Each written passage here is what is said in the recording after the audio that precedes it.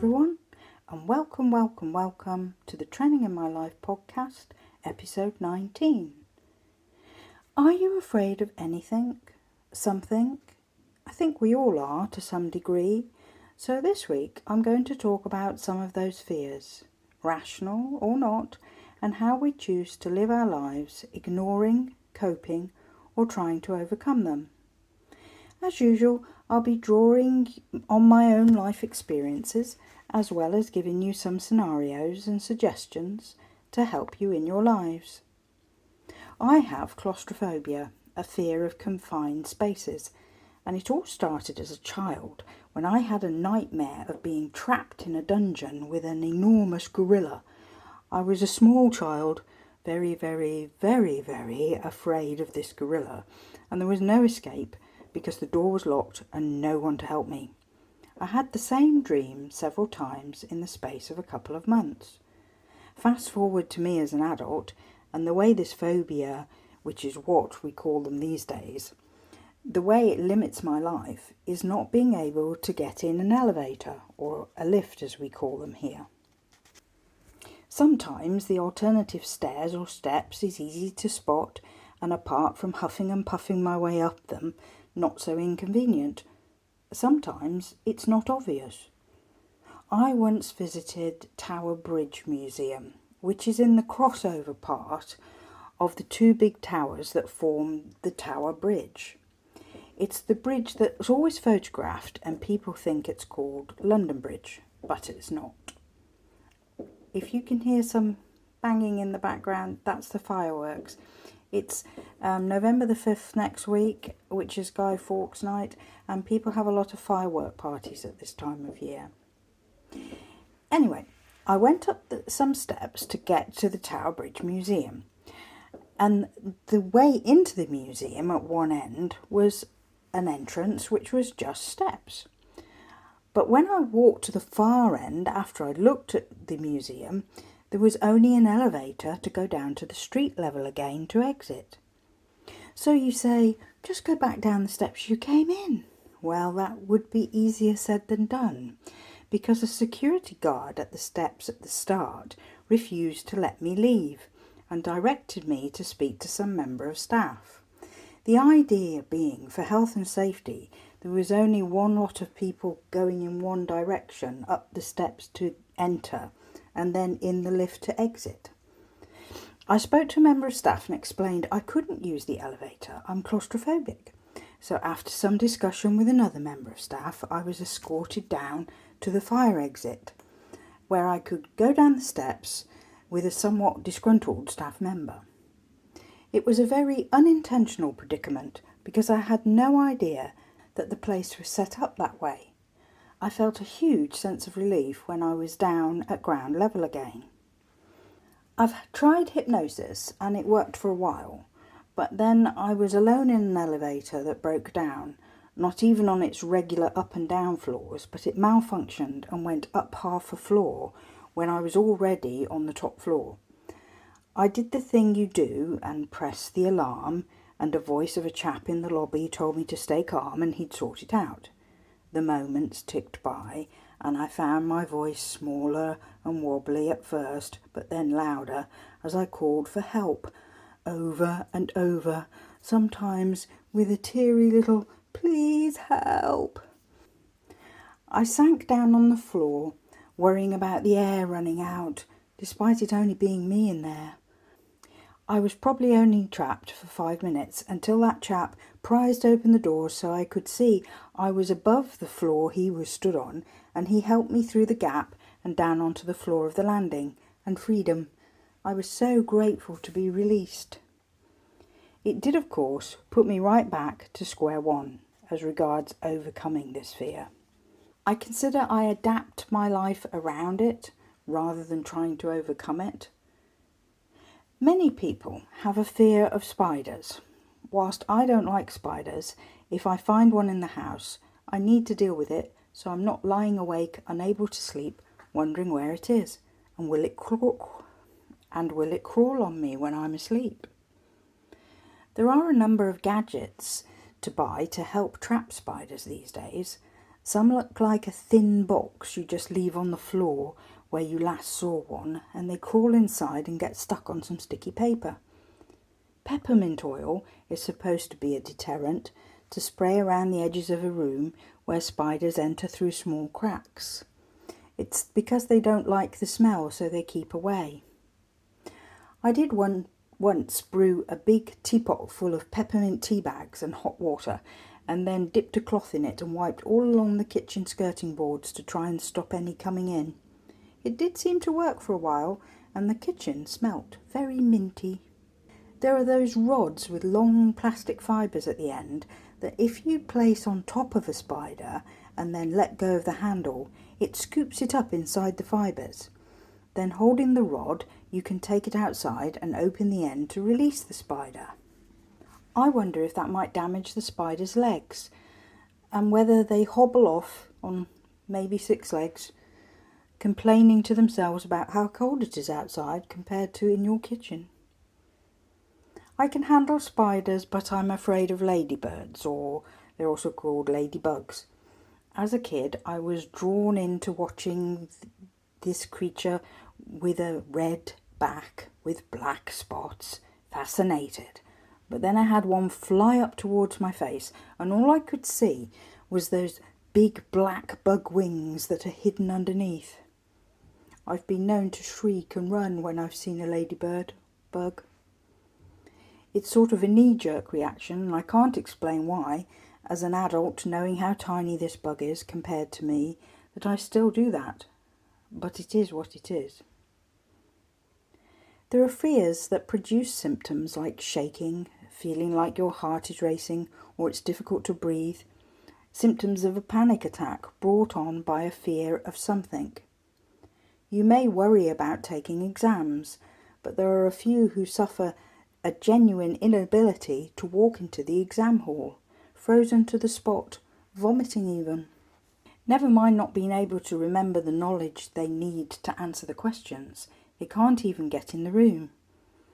Over the years, more and more college courses have adapted to giving grades to project work throughout the years instead of focusing on an all or nothing answering of pages and pages of questions in exams, taking place at the end of it all.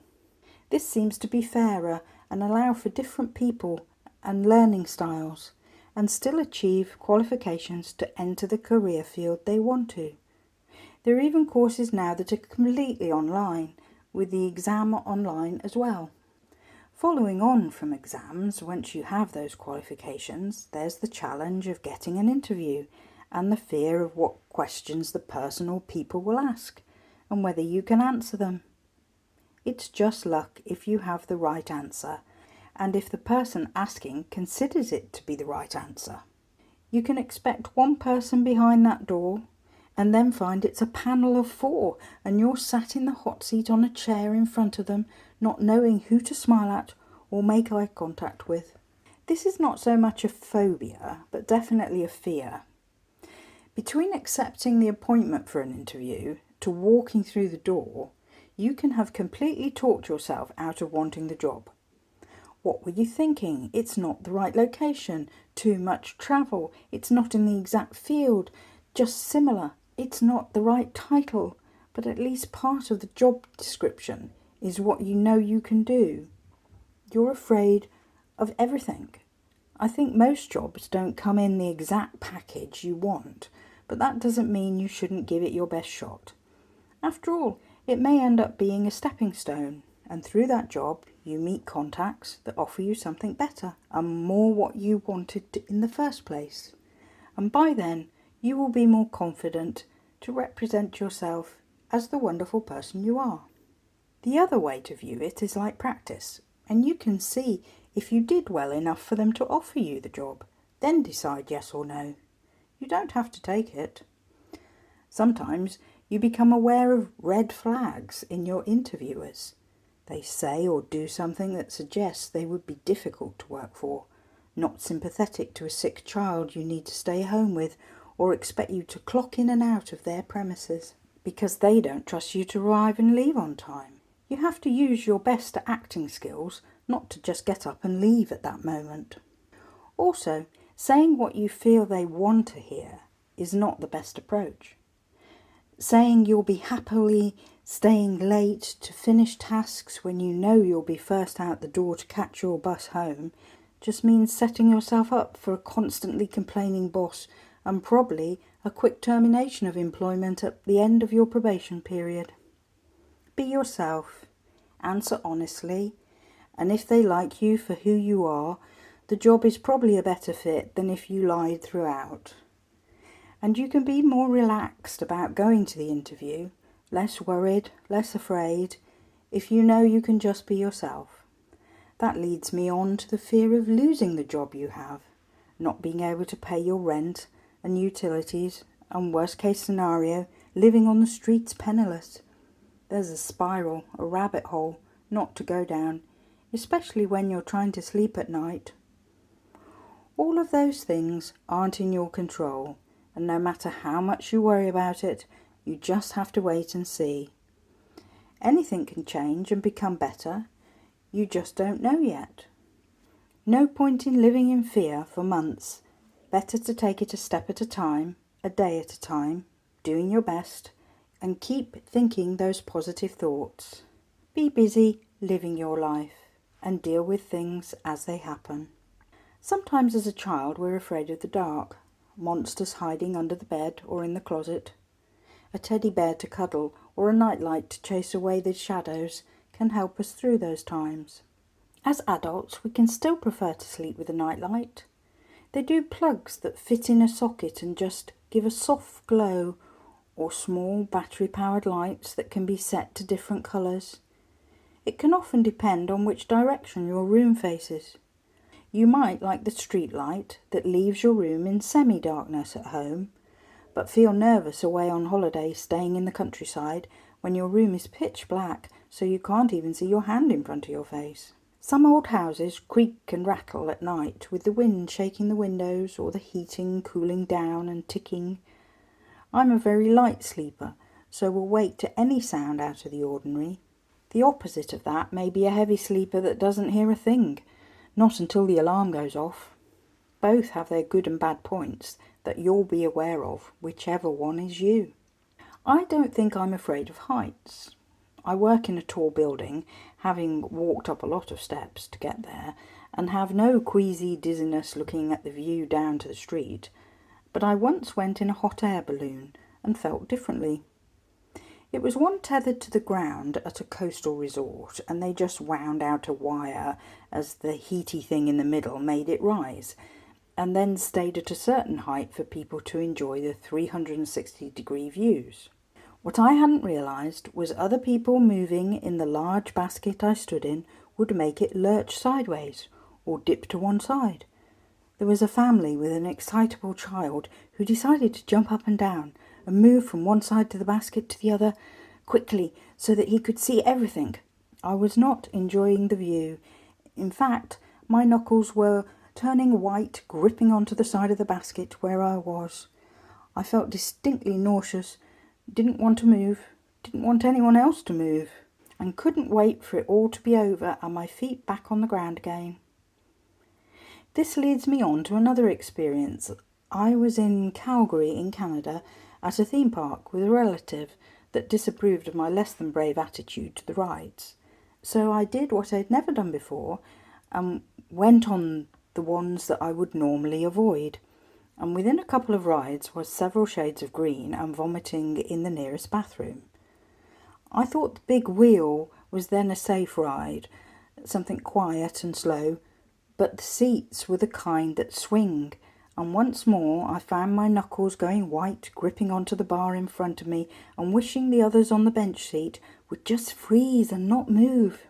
The only memorable part, other than the fear, was seeing a beaver. It was swimming to its dam in the park lake, way, way down below. Rest assured, I'm never being persuaded on rides again that aren't slow and near to the ground. So do I consider I'm afraid of heights? Well, no, because I always think of people afraid of heights as not being able to look down from a great height and sort of being frozen against a back wall in a building, not able to be going near the windows. If you have a big secret, then your fear might be that someone will find it out, that you're not who you pretend to be, and that you've been living a lie. There are other kinds of fears, like being afraid to speak up at meetings, afraid that your ideas will be laughed at, afraid to ask for a raise, even though you know you deserve it, afraid to apply for a transfer to another branch, even though you know you'd be happier, afraid to drink on a works night out in case you say what you really think or do what you want to do. When you begin to list them all, it seems as if our lives are full of fear-inducing moments. If you like someone but are too afraid to ask them out, you're busy running the whole scenario in your head, being sure you'll be turned down, insulted, ridiculed, a laughingstock to anyone nearby.